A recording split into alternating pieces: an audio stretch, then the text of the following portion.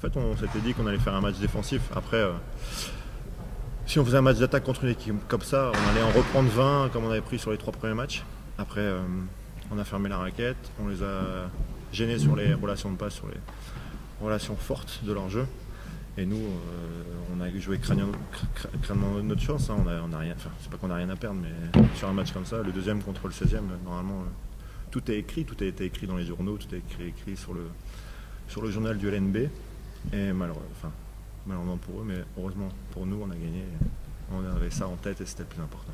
Donc pendant toute l'année, on part devant, on part à plus 8, plus 10. Et dans les dernières possessions, encore une fois, on se fait peur sur des pertes de balles. J'en suis le premier concerné. Hein, sur des pertes de balles, sur des choses super simples, du 1 contre 1 pur. Après, on a eu le soutien du public qui a été extraordinaire ce soir. Il faut tirer un grand coup de chapeau au public. Et puis, ça nous fait du bien, tout simplement. On l'a déjà. Il n'y a plus qu'un seul cas de figure. C'est qu'on perde à Fosse et que Saint-Vallier gagne à Aix-Maurienne. Tous les autres cas de figure sont annulés grâce à notre victoire de ce soir. On va là-bas à Fosse pour gagner. Faut pas se leurrer non plus. Tout n'est pas fini ce soir. Il faut rester concentré, revenir à l'entraînement jeudi, ce qui va être... c'est compliqué aussi parce là on a la tête à Reims, mais il faut se reconcentrer tout de suite sur le match de Fosse et faire le boulot à Fosse. Et on aurait voulu le fêter ce soir avec notre public, mais on le fêtera entre nous à Marseille. Bon, ce soir, on n'a pas vu un bon match de basket pour moi. Il y avait un enjeu, pas dire pour deux équipes. On savait que ce ne serait pas un match de beauté. Mais nous, simplement, on n'a pas eu assez de qualité pour gagner ce match-là, très simplement. C'était très pauvre offensivement. C'était très pauvre défensivement. Donc, il y a des deux côtés, on a complètement raté. Je vous regarde les stats. Il y a 2 joueurs, il y a Almeida et Bradford. Bon, Gilet de temps en temps un peu, mais qui après? Bon. C'est triste pour une équipe qui est deuxième, une équipe qui a des qualités. Des qualités, normalement, hein. C'est triste. On ne peut pas dire maintenant qu'ils ont une armada et ils ont des 2 joueurs qui ont joué ce soir. Oui, voilà, c'est toujours bien quand une équipe a envie, elles se sont battues pour leur peau, donc voilà, c'est chapeau, c'est pas de sous-estimer. Ce soir, c'est ça la différence. Hein. C'est pas de sous-estimer les autres, mais même si on regarde les stats, c'est les 2 joueurs. Nous, notre problème, c'est pas Lille ou Saint-Quentin, c'est nous. Notre problème, c'est nous. Parce que quand il n'y a pas de vitesse, quand il n'y a pas de rigueur, quand il n'y a pas de,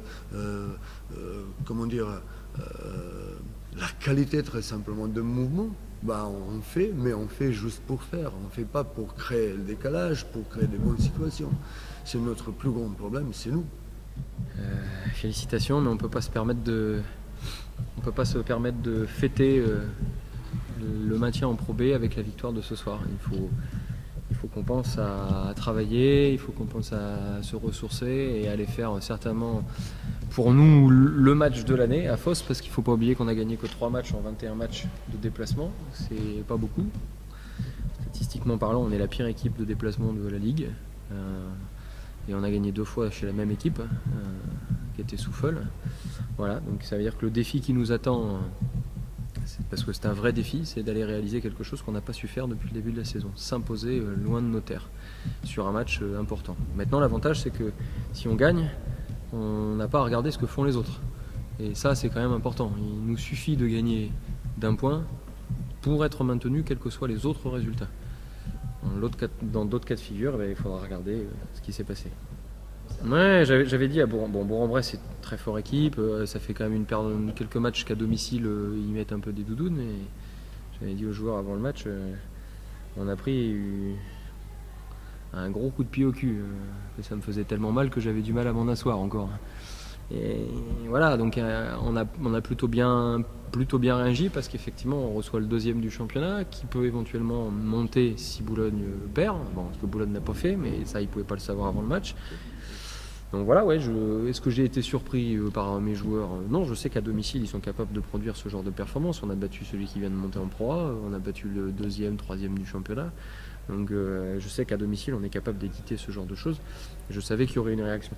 Maintenant, ce qu'il faut attendre, c'est notre capacité, ce que je t'ai dit tout à l'heure, à produire la même chose hors de nos bases, dans une situation qui n'est pas du tout la même, où on va voyager, on va perdre de l'influx nerveux, on va attendre, on n'est pas dans la famille, on n'est pas dans nos habitudes, etc. De trouver un moyen dans ce contexte-là de s'imposer. On l'a fait cette année qu'à 2 endroits, 2 fois à Souffle et 1 fois à Boulazac. Il va falloir qu'on trouve un moyen de le faire à Fos.